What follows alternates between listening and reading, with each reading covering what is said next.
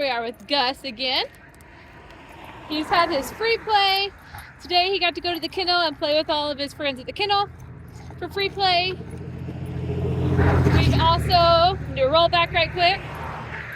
He's done free play before, just playing in our backyard, playing fetch. He's done free play just playing with our 2 Dalmatians. So again, free play can look like whatever you need it to look like for your home. Now we're on to our training walk. You can see I'm using my 5 tools. Anytime pressure is created, you just saw the rollback, doing a couple flicks.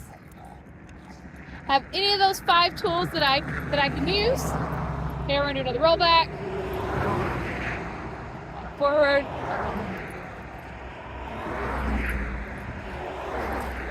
My 5 tools are that reset, where I stop and lift up the weight of an apple and have him put his bum down. The rollback, which you've seen a couple times. My zigzags, where I just zig and zag back and forth. The direction change, where I turn around and walk the opposite direction of the way I was going. And my flicks. So I have 5 tools I can utilize.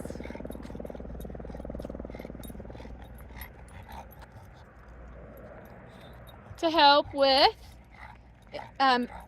Gus understanding that there can be no pressure on this leash.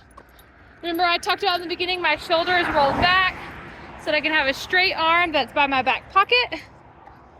That's where my hand needs to be. And I need a short, loose leash so that whenever Gus gets his collar in front of my legs, I'm able to feel that pressure and use one of those tools. If I don't feel the pressure, I can't use one of the tools. So it's important to know your leash length, and your arm placement is very important.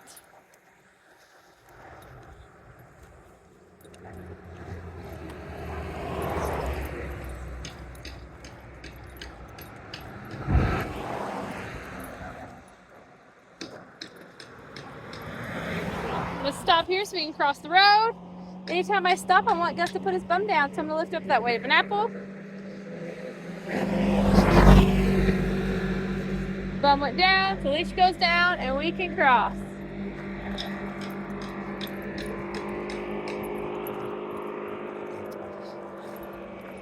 So right now we need to practice some patience.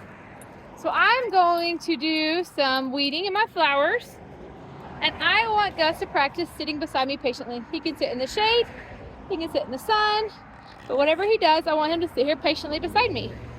So I just loop the leash over my wrist, and I just bend down and work with Gus, or work with the flowers and working with Gus. This is important for Gus because he has a problem jumping on people, right? So I need Gus to know that whenever I sit down, that doesn't give him the right to rub on me. Oh, like he just did. It doesn't give him the right to jump on me. He's got to learn to just chill. So what I'm doing right now is I'm multitasking. I'm doing a life skill while you can see I'm just barely holding up here, while Gus is learning. This way, again, I'm not carving out 20 hours.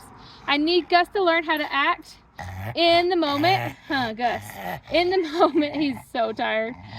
Instead of just waiting, or instead of just being able to do training whenever I'm offering training, I need him to learn to train all the time, right? You're not always going to have time to sit there and train with him. He's got to learn how to be good while you're working from home, while you're having a Christmas party, whatever that is.